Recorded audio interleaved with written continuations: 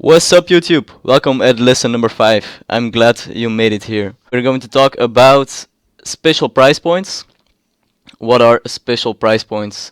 Special price points are the highest and the lowest points of a higher high or a higher low, and some special candles inside a void.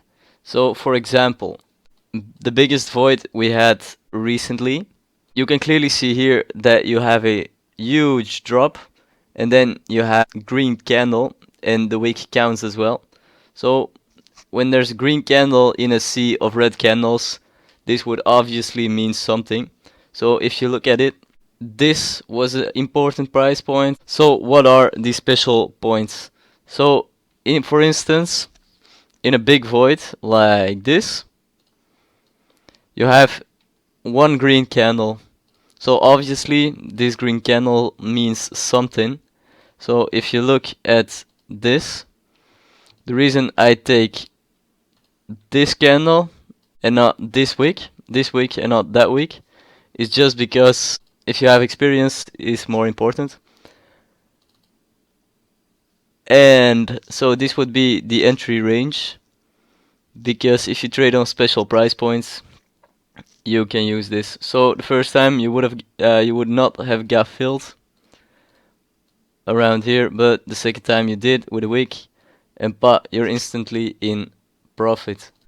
And the reason I can make those price assumptions of 15k and stuff that I mentioned in the previous videos is because you have special price points within this pump as well. If you look here, you have a big pump, and inside the green candles you look at the red candles. Obviously here there are more, so you should find special price points not based on the color, but on the things that are happening. So you can see here a big green one. So then you go look over there. It was compression. So probably there would be something around there. So just pop a line here. And then we have this. You have a big red one. So then you see, let's take this special price point a little bit higher on top of these two. And bam, you have like a perfect take profit. Then you have this. And if you look, tiny range, and that was like an entry point. So where's the next one? It's here. If you lose this, you're going to lose all of this. And then you have this thing around here. But like, if you want a long, if you want to take a spot trade, you would not be looking at this, but you would look at the tiny thing above there. And personally, I would choose rather this entry above that entry, or ladder in or something if you want to go for long. And then you have special price points. Any summary, special price points are like when you have the starting point, you go up, you have a high, you have a low, you have a higher high, and then it stops here a little bit, you have a hiccup, and then it goes further. So if you go back down, this is the first support level. I don't know, I don't care how you call it, but this would be the support level. And but you go on, and if it doesn't work, you go further, and then this becomes resistance. You always have some sort of a level. So if you know the special price points, just because you watch coin a lot or some coin, you will have an advantage or an edge. So with special price points, you can clear out where you want TPs, where you want to take a short, a long, anything. And it's not based on levels, it's just the special points. So there are not that many special points, but if you go on a lower time frame, and for example, you have a big drop, and then you see a hiccup and a big drop. So if you look at it, this is not pre-made, the low and the high. You can see here, first you had some resistance around here, then you broke it, you come back to it, and you go further. If you go back in time, you see that you have some support around here, but it's not that strong. So the thing you can say for now is, yeah, it's probably gonna break as well here. So this one will not hold as well, I believe. And yeah, this is the low. So I think 15k is coming very soon. Most important thing is the higher time frame is way more important than the lower time frame. So we're now in a lower range. Everything sucks. So the reason I say 15k is because you have an upwards movement. You broke this, but around here you begin slacking. So that's not that bullish. So I say I take the position of bear, so I take more shorts than longs. You go down, you look at it, there's nothing, there's no buying power. You go down, no buying power. You go down almost at the lowest low. You broke the low. You then have a weird pump.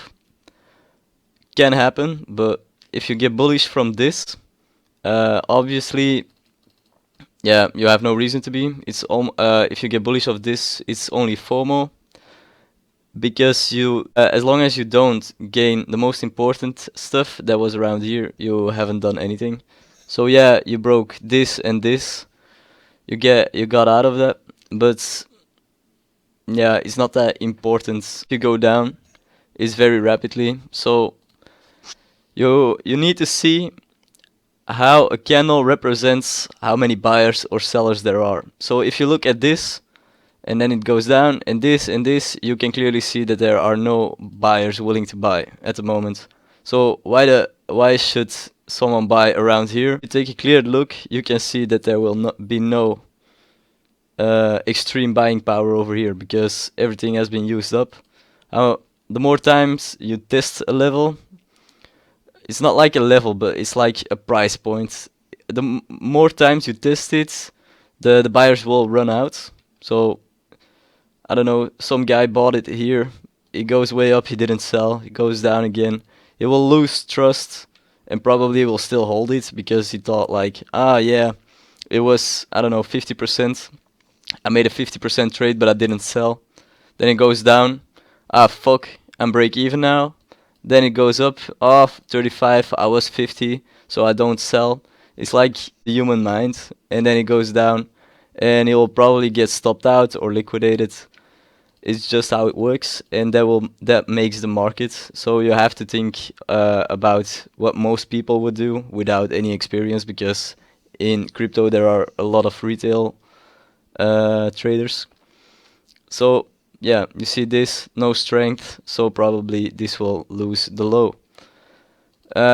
Yeah, it's not an exact science. So for instance, I don't say this won't happen. I don't say we're going to stay here for a little while, but I think the chance is very big that it goes down. If it doesn't go down, you have stop loss and you get stopped out. So the trick is, the science of trading is just making money. So you can be wrong 10 times, but if you don't lose money, it doesn't matter, because if you get one trade of a 10 R, yeah, you just made it all back. High, hello, high, low, high. It broke here, so this is special price point. It became resistance around here. You have like hiccups around here. Everything that's not natural should be a special price point. As well as you see here, a big red wave, but you see you see a hiccup around here. So you draw a line, and you see that like there is like a resistance zone, not a level. If you would look at it more precisely, you have the high and the low. So the highs and the lows are really vague, I know that, but yeah, you need to determine for yourself. So this is like very aggressive if you want to take a short. That's how I see it. You don't have to see it that way. Very aggressive, very defensive, and yeah, it's just how the market is at that moment, how you feel at that moment. That's about how you take the trade.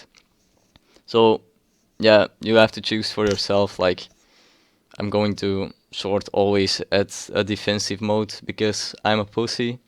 I'm always getting aggressive because I have big balls. So you have to know that before. If you enter a range, so for example, you made a new high that's never been seen before, you get back and but so the first pullback is really important. This was a really important level. The first high, always important, also important, excuse me. And then the biggest high, which got, like, in my opinion, a little bit rejected. You see here that if you break the high by this tiny amount, it is very bearish, so it goes down. If you enter a range, the high and the low are really important. So this is the low. This is the first pullback. This point. This is the first pullback. Another summary. The thing is, you have to look for green candles within a void.